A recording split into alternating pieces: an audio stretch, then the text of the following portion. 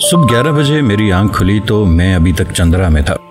दांत साफ करते हुए मुझे ख्याल आने लगा कि किसी नौकरी पर लगने से पहले मुझे एक बार फिर चंद्रा जाना चाहिए।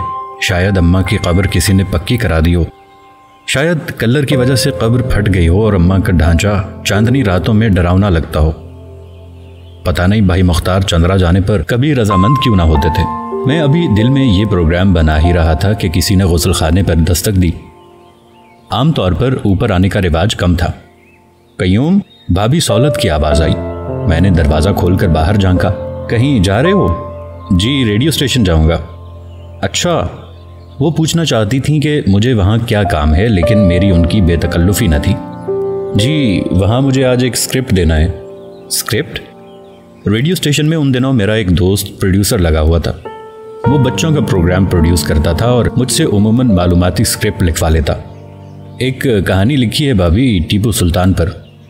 अच्छा, ये मेरी ड्राई क्लीनर की चिट है। 4 दुपट्टे रंगने के लिए दिए हुए हैं बानो बाजार में, वो ले आओगे ना? ले आऊँगा जी। उन्होंने 10 रुपए का नोट ड्राई क्लीनर की रसीद के साथ मेज़ पर रख दिया। नौकरी का कुछ पता चला? अभी इंटरव्यू के लिए तलब नहीं किया। अच्छा, दुपट्टे खोलकर देख लेना, कहीं कोई डब वगैरह ना हो। भाभी सौलत जिस लाताल्लुकी से आई थी वैसे ही चली गई। उनका मेरा भाभी देवर का रिश्ता था। चोर सिपाही की तरह हम दोनों एक दूसरे से भागते थे। जो ही सीमी से अचानक किनारा कशी हुई थी, मैं कभी कभी रेडियो स्टेशन सईद के पास जा बैठता। उसके कमरे में बड़ी रौनक होती। अफसर, ड्रामा आर्टिस्ट, मिरासी, तवाइफें, अनाउंसर आते जाते रहते। छोटे मोटे अखराजात पूरे करने के लिए ये बेहतरीन जगह थी। सईद मुझसे कभी कभी कोई फीचर, कोई अनाउंसमेंट, कोई कहानी लिखवा लेता। भाभी या भाई के आगे हाथ फैलाने से ये बेहतर तरीका था, क्योंकि फिलहाल मैं जहनी तौर पर किसी मुस्तकिल मुलाजिमत के काबिल ना हुआ था। मांगत लोगों की तरह यहाँ काम तो बड़ी खारी से मिलता, मिन्नत समाजत भी करना पड़ती, लेकिन मेरी आज़ादी में कोई खलल वाक़ई ना होता। भाभी के 10 रुपए और चिट उठाकर मैं पैदल कृष्ण नगर तक पहुंचा। वहां से मैंने सेक्रेटेरिएट तक बस ली। चूंकि ये बस मॉल पर न जाती थी, इसलिए यहाँ से रेडियो स्टेशन पैदल पहुंचने का अज़्म करके मॉल पर चलने लगा। बड़ी देर बाद मुझे पैदल चलने में अजीब किस्म की राहत महसूस हुई। चलने की मैकेनिकल एनर्जी ने ख्यालात की छान फटक में वाज़े तौर पर मदद दी। बड़े दिनों बाद मुझे अपना वजूद एक नॉर्मल सेहतमंद शहरी का लगा। उस वक्त मेरा साया मेरे भाई मुख्तार के खुद एतमाद साए से मुशाबे था। सीमी का इश्क जरूर अपनी जगह था, लेकिन एक जिम्मेदार शहरी की तरह उन जज्बाती मसाइल को सुलझाना मेरे बस की बात थी। उस वक्त मुझे कई प्लान सूझे। जिस वक्त मैं जीपीओ के सामने से गुजर रहा था तो चौक की बत्ती के सामने इंतजार करते हुए मैं इस नतीजे पर पहुंचा कि मुझे मुकाबले के इम्तिहान में दाखिला लेना होगा। उस वक्त ये इम्तिहान मुझे बहुत आसान नजर आया। अपने वो 2 प्रोफेसर याद आ गए जो बिल्कुल नालायक थे और इस इम्तिहान को पास करने की वजह से आजकल इस्लामाबाद के फेडरल सेक्रेटेरिएट में बहुत बड़े सफ़ेद कॉलर ओहदों पर मुतय्यन थे। रीगल के चौक तक पहुंचते पहुंचते मैं बहुत जाह तलब हो चुका था। मेरी सोच यहाँ तक पहुंच गई थी कि मैं स्वीडन, हॉलैंड या स्पेन में अपने आप को एम्बेसी में फर्स्ट सेक्रेटरी के ओहदे पर फाइज देख सकता था। मेरी डाक पाकिस्तान से एम्बेसी के थैले में आ जा रही थी और मैं जेनीवा, पेरिस, फ्रैंकफर्ट, स्टॉकहोम से पिक्चर पोस्ट कार्ड खरीद कर वतन भेजने में मशगूल था। जिस वक्त मैं वापडा की बिल्डिंग के पहलू से निकलकर फ्लैटी होटल वाले सड़क पर निकला, कार में बैठी हर खूबसूरत लड़की मुझे अपनी बीवी नजर आई और हर बड़ी कार पर अपनी होने का शुबा होने लगा। रेडियो स्टेशन से पहले चौक में पहुंचते पहुंचते मैं अपने आप को जिस्मानी, जहनी, जज्बाती तौर पर सेहतमंद समझ रहा था। उस वक्त मुझे शुबा भी न था कि राजा गिद्ध की जाति से कोई भी ज्यादा वक्फे तक सेहतमंद नहीं रह सकता। पागलपन उस पर क्वांटम्स में बढ़ता रहता है। जब भी वो अपने न्यूक्लियस के करीब होता है, उसे शुबा भी नहीं गुजरता कि गैर सेहतमंद अनासिर उस पर असरअंदाज हो सकते हैं। जरा सा वो न्यूक्लियस से हटता है और वही सरासीमगी, वही दीवानगी, वही दश्त नवर्दी, सहरा पैमाई जो उसके अंदरूनी सफ़र का हिस्सा है, उस पर गालिब आ जाती है। रेडियो स्टेशन पहुंचकर हस्बे मामूल में सईद के दफ्तर में चला गया। वो कुछ फिल्मी गीतों की डिस्कें उठाए खड़ा था और उसके सामने कुर्सी पर सीमी बैठी थी। सीमी की साथ वाली कुर्सी पर हैदर था और उनके साथ प्रोफेसर सोहेल चाय पीने में मशगूल थे। आओ आओ सर जी, आओ आओ, सईद ने पुरतपाक लहजे में कहा। मैंने हल्के से इशारे से सीमी को सलाम किया। आज तुम्हारी कहानी ये पढ़ेंगी, स्क्रिप्ट लिख लाए हो? पहले मुबाहिसा होगा प्रोफेसर सोहेल और हैदर साहब के दरमियान, फिर हाँ, इन्हें दे दो, ज़रा ये एक नज़र इस पर डाल लें। میں نے کہانی سیمی کے سپرد کر دی۔ اس نے اپنے چہرے سے گلابی چشمہ اتارا، پھر کرسی کی پشت سے لٹکے ہوئے تھیلے میں سے پڑھنے کی اینک نکالی اور کہانی پڑھنے لگی۔ وہ پہلے سے بہت زیادہ دبلی ہو گئی تھی۔ اس کی آنکھوں تلے گہرے سیاہ حلقے تھے اور ہونٹوں کا رنگ کاسنی نظر آتا تھا۔ ہاتھوں کی نسیں بہت ابری ہوئی تھیں اور کہانی کا اسکرپٹ پکڑتے وقت اس کا ہاتھ تھوڑا تھوڑا سا لرزا تھا۔ پتہ نہیں میری خوش اعتمادی ساری کی ساری کہاں گئی۔ میں ذرا اسٹوڈیو کا چکر لگاؤں، سعید یہ کہہ کر باہر چلا گیا اور پروفیسر سہیل لا تعلقی سے چائے پیتے رہے۔ انہوں نے مجھ سے کوئی بات ہی نہ کی۔ حیدر ہمارے کالج کا لڑکا تھا۔ جن دنوں ہم سوشیولوجی میں تھے وہ انگریزی میں ایم اے کر رہا تھا۔ میں اس کی بیک گراؤنڈ سے تو آشنا نہیں، لیکن وہ انگریزی مباحثوں کی بڑی جانی پہچانی شخصیت تھی۔ لمبا قد، گپھے دار مونچھیں، تنگ موری بند جینز، سینے پر تینوں بٹن کھلے، کھلی قمیص، کھلے کف، کھلی مسکراہٹ، آزاد چال، انگریزی کا خوبصورت لب و لہجہ۔ وہ اپنی وجاہت اور مباحثوں کی وجہ سے کالج میں بڑا مقبول تھا۔ اس کے کئی سکینڈل مشہور تھے، حالانکہ گورنمنٹ کالج کی چار دیواری کے اندر میں نے کبھی اسے کسی لڑکی کے ساتھ نہیں دیکھا۔ دیوار کے ساتھ ساتھ ٹہلنے والے قیوم کو اس حقیقت کی سمجھ نہ آ رہی تھی کہ سیمی حیدر کی طرف محبت آمیز نظروں سے دیکھ رہی ہے۔ پیدل پیدل ریڈیو اسٹیشن پہنچنے والا قیوم اس کو عام ترین واقعہ سمجھتا تھا۔ وہ سارے شہر کو محبت کرتی، اس قیوم کو فرق نہ پڑتا۔ سیمی اور حیدر کے باہمی تعلق کو صرف میں سمجھنے کی کوشش کر رہا تھا۔ جب سعید واپس آیا اور سیمی کو اپنے ساتھ اسٹوڈیو میں لے گیا تو پروفیسر سہیل اور میں نے تھوڑی سی لنگڑی گفتگو کی۔ پھر یہ محسوس کرتے ہوئے کہ ہم دونوں ایک ہی تعداد ارتعاش پر نہیں ہیں، ہم خاموش ہو گئے۔ جب یہ خاموشی میرے لیے زیادہ تکلیف دہ ہو گئی تو میں وہاں سے اٹھا اور ریڈیو اسٹیشن کی بیرونی سیڑھیوں سے اتر کر لان میں جا بیٹھا۔ میں حیدر کی بیک گراؤنڈ سے واقف نہیں تھا، لیکن وہ مجھے نئی پود کے ان نمائندہ لڑکوں میں سے لگتا تھا جن کے والدین پاکستان آ کر امیر ہوئے۔ ایسے والدین جن کا تمام تر کلچر مغربی نہیں تھا۔ اب وہ لوگ گھروں میں کھڈی والے فلش کی جگہ کموڈ استعمال کرتے تھے۔ صوفہ سیٹ، کھانے کی میز، T V, geyser, year conditioned, آرائش اور سہولت کے تمام گیجٹس کے عادی تھے۔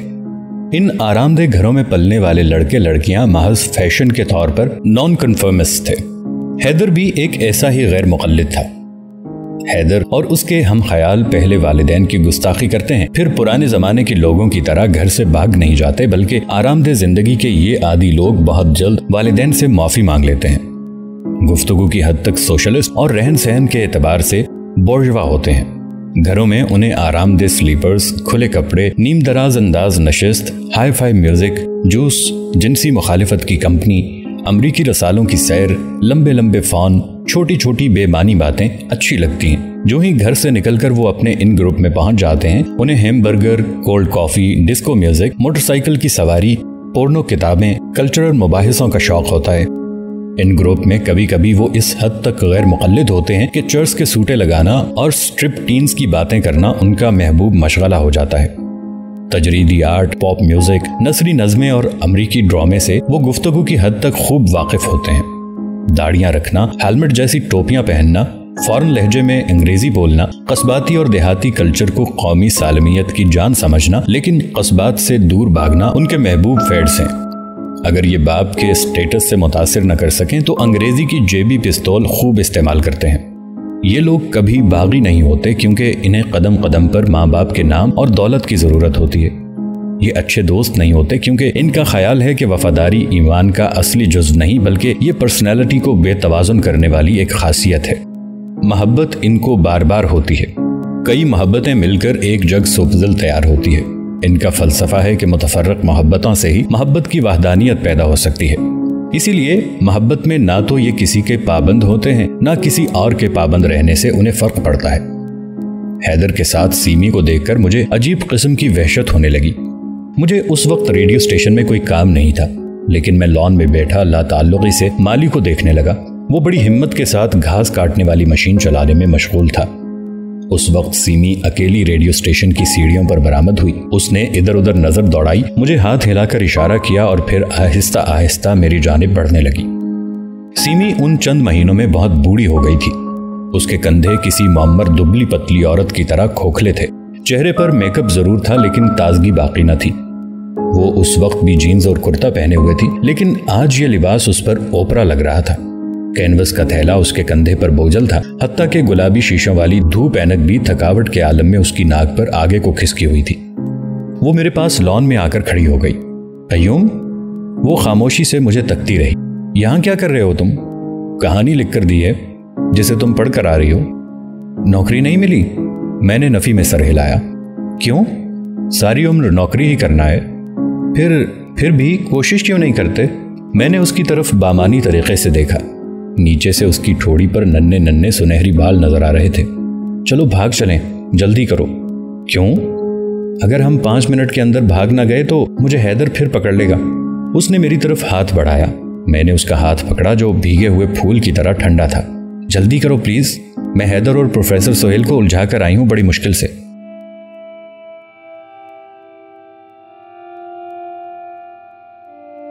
کافور کے درخت تلے بڑی خنکی تھی اور اس کی عقبی پہاڑی پر ٹیوب ویل کا پانی باقاعدگی سے چوبچے میں جمع ہو رہا تھا۔ ہم دونوں درخت تلے بیٹھ گئے، کافوری خوشبو سے لدے ہوئے درخت کے نیچے۔ مجھے سیمی کے ساتھ ریڈیو اسٹیشن سے یہاں آنے کی کیا ضرورت تھی؟ مجھے اثر نو سے رابطہ بڑھانے کی کیا پڑی تھی؟ لیکن میرے اندر ایک قیوم ایسا بھی تھا جو الف گھوڑے کی طرح میرے بس سے باہر رہتا۔ میں اس کے سامنے بیٹھا کینوس کے تھیلے کو تھپک رہا تھا اور مدتوں کے بعد میرے دل میں انجانی سی خوشی تھی۔ میرے جسم کا میری روح پر کوئی بوجھ نہ تھا۔ تم کہاں چلے گئے تھے قیوم؟ میں کہیں نہیں، تمہیں معلوم ہے میں تمہیں بلانا چاہتی تھی، اس نے اداس ہو کر کہا۔ پھر بلایا کیوں نہیں؟ میرا ایڈریس تمہیں معلوم تھا؟ میں نے تمہیں کئی خط لکھے قیوم، وہ چپ چپ سی بولی۔ لیکن مجھے تو ایک خط بھی نہیں ملا۔ امید بھی بڑی دیوانی ہے، لمحوں میں ریگستانوں میں بلڈوزر چلا کر ٹیوب ویل نصب کر کے زیتون کے باغ لگا دیتی ہے۔ وہ خط میں نے پوسٹ نہیں کیے کیونکہ وہ تمام شکریہ کے خط تھے، تمہیں انہیں ریسیو کر کے تکلیف ہوتی۔ میرا دل کلائیوں کے قریب زور زور سے بجنے لگا۔ سیمی نے مجھے ضرور ویسے ہی خط لکھے ہوں گے جیسے میں اسے گورنمنٹ کالج میں لکھا کرتا تھا۔ میری عدم موجودگی نے اس مرتبہ اسے بھی نڈال کر دیا ہوگا۔ کیوں؟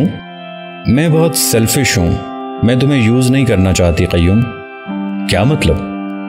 جب میں تمہیں کچھ دے نہیں سکتی تو مجھے کیا حق پہنچتا ہے کہ میں تمہارے سہارے زندہ رہوں؟ مجھے کیا حق پہنچتا ہے کہ میں اپنی تنہائی کی خاطر اپنے کھوکھلے پن کو بھرنے کے لیے تمہیں استعمال کروں اور استعمال کے بعد ٹیشو پیپر کی طرح پھینک دوں؟ میں نے اس کا ہاتھ چوم کر دل میں کہا، کچھ لوگ اتنے کو بھی خوش قسمتی سمجھتے ہیں سیمی، ان کا جی چاہتا ہے کہ اور کچھ نہیں تو ان کا جذباتی استحصال ہی کیا جائے۔ ابھی ریڈیو اسٹیشن میں جب ہم سعید صاحب کے کمرے میں ملے تو میں نے فیصلہ کیا کہ شاید میں حیدر کو بھی صرف یوز ہی کر رہی ہوں، اس کے ساتھ بھی میں صرف اپنی تنہائی کو پر کر رہی ہوں۔ سیمی نے اپنا چہرہ دونوں ہاتھوں میں چھپا لیا۔ سفیدی مائل گندمی رنگ بہت بے جان تھا۔ میرے پاس کیا ہے جو میں حیدر کو دے سکتی ہوں؟ آخر وہ بھی تو انسان ہے۔ خدا قسم میں اتنی بڑی چیٹ نہیں ہوں۔ ہو سکتا ہے کسی وقت وہ سمجھنے لگے کہ میں سیریس ہوں۔ وہ ایسا نہیں سمجھ سکتا، فکر نہ کرو، اسے ایسی سوچ کی عادت نہیں۔ کوئی بھی کسی وقت سنجیدگی سے محبت کر سکتا ہے۔ اسٹوڈیو میں نے فیصلہ کیا قیوم کہ اب میں اسے کبھی نہیں ملوں گی، کبھی نہیں۔ بیچارہ، تمہیں اسے یوں اس طرح بغیر نوٹس کے نہیں چھوڑنا چاہیے۔ ہو سکتا ہے وہ بھی صرف اپنی تکلیف کی زبان سمجھتا ہو۔ کیا مطلب؟ جب اپنے آپ کو تکلیف پہنچتی ہے تو کئی بار آدمی اپنے آدرش سے گر جاتا ہے۔ دراصل کوئی بھی اپنے آئیڈیل جتنا اونچا نہیں ہو سکتا، وہ صرف اسی بلندی کو چھو سکتا ہے جہاں تک اس کی جبلت کے پنکھ اڑا کر لے جا سکیں۔ کیا کہہ رہے ہو؟ ہو سکتا ہے یوں بھاگ جانے سے حیدر کو تکلیف پہنچے، پھر وہ تمہیں معاف نہ کر سکے اور اس تکلیف کی وجہ سے تمہارا پیچھا اور کرے، فلموں کے ولن کی طرح۔ نہیں، وہ بیچارہ اچھا آدمی ہے، اسے فیڈز اور فیشن کی ضرورت ہے۔ وہ زندہ ہے، ہنس سکتا ہے، وہ لڑکیوں کے تعاقب میں وقت ضائع نہیں کر سکتا، اس کے لیے لڑکیوں کی کمی نہیں ہے قیوم۔ پھر بھی تم نے اچھا نہیں کیا سیمی، ہو سکتا ہے اس کی فیلنگز تمہارے معاملے میں زیادہ گہری ہوں۔ کسی کے متعلق کیا کہا جا سکتا ہے؟ پھر اب کیا کریں؟ خوفزدہ ہو کر وہ بولی۔ تم میرے ساتھ کیوں چلی آئی ہو سیمی؟ اس نے دونوں جوتے اتارے اور پرے پھینک دیے، موٹے موٹے ڈگ جوتے، لکڑی کی پیڑی کی طرح بھاری بھرکم۔ تمہاری اور بات ہے قیوم، تم جانتے ہو میں مر چکی ہوں، تم صرف میری قبر سے محبت کرتے ہو۔ حیدر جادوگر ہے، میکسیکو کا بروجو ہے، وہ سمجھتا ہے اس میں اتنی زندگی ہے کہ وہ مجھے سانس پھونک پھونک کر زندہ کر لے گا۔ میں اب کسی کرائسٹ کے حوالے نہیں کر سکتی اپنا آپ۔ ایک دفعہ آفتاب نے میری مردہ ممی میں روح پھونکی تھی، اب نہیں، خدا کے لیے اب نہیں۔ میں بھی تمہیں زندہ کرنے کی کوشش کرتا ہوں سیمی۔ اس نے ایک مشکور قسم کی بھرپور نظر مجھ پر ڈالی اور پھر مجھے بھول گئی۔ میں وہ فضول ڈبہ تھا جو جنکشن پر پہنچ کر ریل گاڑی سے کاٹ لیا جاتا ہے۔ سارے میں کافور کے پتوں کی موت آشنا خوشبو تھی۔ تمہیں پکڑنے میں، چھوڑ دینے میں کوئی تکلیف نہیں، کوئی مشکل نہیں۔ تم میرے فرینڈ ہو، لیکن حیدر پلے بوائے ہے۔ اس کا دل اور جسم دونوں، وہ کسی اور کی فیلنگز کو سمجھ نہیں سکتا۔ میں دیر تک اندر ہی اندر فرینڈ کی جگالی کرتا رہا۔ بتاؤ قیوم، میں نے اچھا کیا نا؟ کیا؟ حیدر کو چھوڑ دیا؟ بیچارہ، ایک پلے بوائے کو قید کر لیا تھا میں نے۔ ہاں، اچھا کیا۔ بہت اچھا؟ ہاں، بہت اچھا۔ میں اچھی لڑکی ہوں نا قیوم؟ میں اچھی لڑکی ہوں نا؟ بولو قیوم۔ بہت اچھی، بہت ہی اچھی۔ اس نے انگشت شہادت سے اپنے رخسار پر آئی ہوئی لمبی سی لٹ اٹھائی۔ کالج میں اس ادا پر کئی لڑکے مبہوت رہ جاتے تھے۔ آج اس ادا میں عجیب قسم کا بوسیدہ پن تھا۔ تم بہت خاموش ہو قیوم۔ ہاں، نہیں۔ ہم سارا دن بغیر کھائے پیے باغ میں بیٹھے رہے۔ سیمی نے مجھے ان 2 مہینوں کی سرگزشت سنائی جن میں ہم دونوں ایک دوسرے سے نہیں ملے تھے۔ میں نے اسے اپنے متعلق کچھ نہیں بتایا، کیونکہ میرے پاس سوائے اپنے جذبات کے بیان کے اور کچھ نہیں تھا۔ میں اپنے دن اور راتیں بیرونی ماحول میں گزارنے کا عادی نہیں، اور مجھے علم تھا کہ سیمی کو میرے جذبات کی رام کہانی سے کوئی دلچسپی نہ تھی۔ باغ، جو دوپہر کے وقت بالکل بے آباد تھا، شام کے پڑتے ہی انسانی آوازوں سے بھرنے لگا۔ موٹر سائیکلیں، کاریں منٹگمری ہال کے قریب پارک ہونے لگیں۔ ہم دونوں کی باتیں لامتناہی تھیں۔ ایک ہی بات کو ہم 100 رنگ میں کرنے کے عادی تھے۔ پھر شام کے دھندلکوں میں ایک نوجوان کسی لڑکی کو سائیکل کے ڈنڈے پر بٹھائے فوارے کی طرف سے آیا اور بابا ترت مراد کے مزار کی جانب چلا گیا۔ دونوں متوسط طبقے کے تھے۔ غالباً وہ گھر سے بھٹا کھا کر آئے تھے۔ لڑکے کی کسی بات پر لڑکی اس قدر بے ساختہ ہنس رہی تھی کہ سائیکل کا بیلنس خراب ہو رہا تھا، لیکن دونوں مگن تھے، خوش تھے۔ ان کی ساری سرخوشی ایک نقطے پر مرکوز تھی۔ قیوم، مجھے ہنسنے والے لوگ اچھے نہیں لگتے۔ آنکھ کے کونے سے آنسو پہنچتی ہوئی سیمی بولی۔ ہاں، ہنسنے والے لوگ اچھے نہیں ہوتے۔ تم مجھے اس لیے بھی پیارے لگتے ہو کہ تم کبھی بے تحاشا نہیں ہنستے۔ میں اسے کیا بتاتا کہ مجھ پر ہنسی کیوں حرام تھی۔ اگر میں ایم اے کر لیتی تو آج زندگی اتنی مشکل نہ ہوتی شاید۔ اگر تم سمجھوتے کی کوئی صورت نکالنا چاہو تو نکل سکتی ہے۔ اڑچن تو تمہاری ضد ہے سیمی۔ اس نے میری بات انسنی کر دی۔ اگر میں کہیں پروفیسر لگ جاتی تو مجھے ماموں سے پیسے نہ لینے پڑتے۔ سیمی، اپنے گھر چلی جاؤ خدا کے لیے، یا شادی کر لو کسی سے۔ مجھ سے میرے گھر والوں کی بات نہ کیا کرو۔ ساری مصیبت انہی لوگوں نے پیدا کی ہے۔ کیا انہیں معلوم ہے کہ تم YWCA میں رہتی ہو؟ پاپا کو معلوم ہے۔ پھر وہ اتنے بڑے بیوروکریٹ ہو کر تمہیں کیسے اجازت دیتے ہیں وہاں رہنے کی؟ سیمی زہر خند سے مسکرائی۔ بے وقوف آدمی، پاکستان کا اونچا بیوروکریٹ یہ تھوڑی سوچتا ہے کہ اس کی بیٹی کے کچھ مسائل ہیں۔ اس کے اپنے مسائل کی ذاتی کھیپ اتنی زیادہ ہے کہ وہ کسی کے متعلق کچھ سوچ ہی نہیں سکتا۔ جب پاپا صبح اٹھتے ہیں تو ان کے دماغ میں آفس، فائلیں، اپنی ساکھ، پوزیشن، سٹیٹس، انگنت مسئلے ہوتے ہیں۔ دفتر پہنچ کر وہ کام نہیں کر سکتے۔ وہاں بھی فون کالز، میٹنگز، میل ملاقاتی، دفتری مسائل میں وقت گزرتا ہے۔ شام کو اپنی برادری کے ساتھ کمیونیکیشن، فنکشنوں کا جائزہ، اپنی ساکھ کو مزید تقویت دینے کے مسئلے ہوتے ہیں۔ احمق آدمی، اتنے سارے ملبے میں اگر کبھی اسے مسرت کی تلاش بھی کرنی پڑے تو وہ بیٹی کے پاس بھاگا بھاگا تھوڑا آئے گا۔ وہ کسی نوجوان لڑکی کو نہ تلاش کرے گا۔ تمہاری ماں کچھ نہیں بولتی؟ مجھے اپنا ابا یاد آ گیا۔ چندرا کے بڑے آنگن میں ماں کے بغیر بے سہارا گھومتا ہوا ابا۔ ماں؟ وہ کیا بولے؟ جہاں تک مالی، مادی اور دنیاوی ساتھ ہے وہ اکٹھے ہیں، لیکن وہ ماما کے جذباتی اور روحانی سفر میں ساتھ نہیں دیتا، دے نہیں سکتا۔ غریب پاپا۔ کیا تمہارے پاپا کو معلوم ہے کہ تم ماموں سے پیسے لیتی ہو؟ وہ کچھ دیر ہنستی رہی، پھر بولی، غالباً جو پیسے ماموں مجھے دیتے ہیں وہ پاپا ہی سے لے کر دیتے ہیں۔ یہ سیکرٹ ہے ہم تینوں میں، مجھ میں، پاپا میں اور ماموں میں۔ تمہیں اپنے والدین پر ترس نہیں آتا؟ آتا ہے، بہت آتا ہے۔ دراصل تعلیم یافتہ اولاد کبھی والدین کے ساتھ رہ ہی نہیں سکتی۔ ہم تینوں اکٹھے رہنے کے پروسیس میں ایک سیچوریٹڈ پوائنٹ پر آ گئے تھے۔ یہ کیا فلسفہ ہے؟ سانجھی فیملی لائف میں ہر روز گھر کا ہر فرد کچھ نہ کچھ پول کرتا ہے، مالی، جذباتی، روحانی قربانیاں دینا پڑتی ہیں۔ پھر ایک ایسا وقت آتا ہے جب ہر شخص معذور ہو جاتا ہے، کچھ نہ کچھ پول نہیں کر سکتا۔ یہ سیچوریٹڈ کیفیت کرسٹلز کو جنم دیتی ہے۔ پہلے خاندان محلول ہوتا ہے، پھر دانہ دانہ ہو کر بکھرنے لگتا ہے، گھر کی اس حالت کو چھوڑ کر بھاگتا ہے۔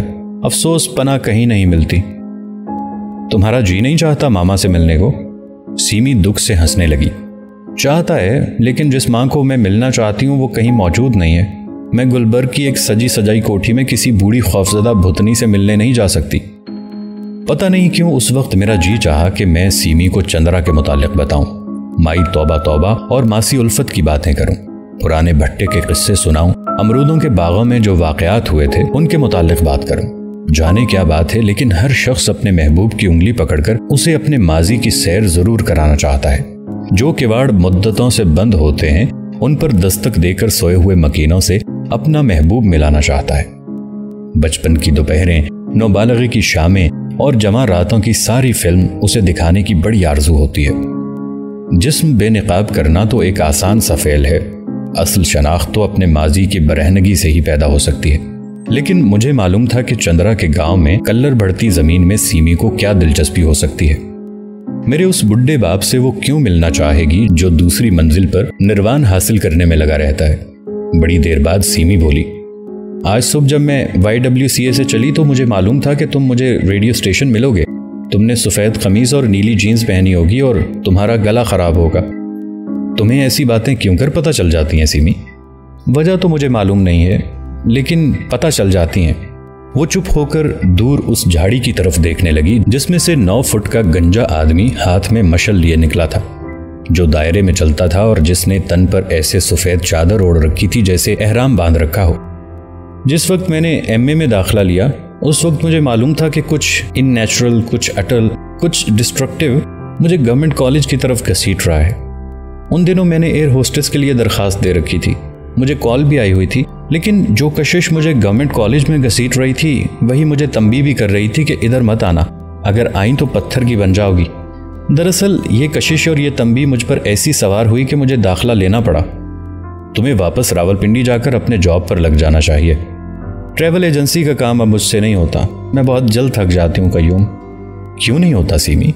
यहाँ क्या है तुम्हारे लिए आखिर? ट्रैवल एजेंसी के काम में अलर्ट रहना पड़ता है, क्लाइंट से अच्छी तरह गुफ्तगू करनी पड़ती है।